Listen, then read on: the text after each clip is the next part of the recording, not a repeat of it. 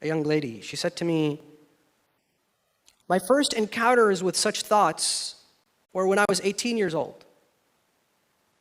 Her email really moved me. She said, I had 10 questions about God. Very serious questions. And I can tell she's put a lot of thought and contemplation into those questions. So Sayyid, here are my 10 questions. I went with those questions to our local religious leadership. And I said, can you answer those 10 questions for me, please? I don't want to lose my relationship with my Creator, with God. I love God. But I have those questions. And I cannot rest.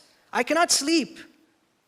I can no longer go about my life with those questions constantly reoccurring in my mind. She said, instead of my questions being answered, this individual called my parents saying, your daughter is hanging out with the wrong people. We believe she should be homeschooled.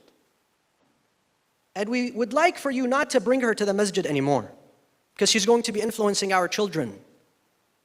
And we don't want a bunch of atheist kids running around.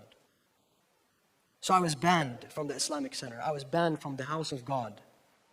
I was banned from the religious institution. When my family came to me and said, listen, why have you been banned from the masjid? I asked them. I said, those are my concerns. My own blood relatives disowned me. They stopped speaking to me. They told my mom, don't bring her to our home when she comes. We don't want to speak to her. We don't want to see her anymore. She said every time I spoke of such sentiments to my parents, they got so upset. Until one day, my father came and he said to me, you're no longer welcomed in my home.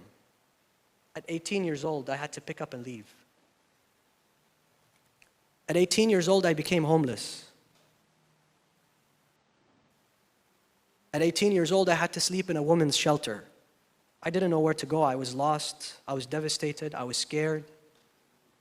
So my 11th question to you, Sayyid, is what kind of God, intolerant, unkind God, would want me to suffer so much just because I had a few questions?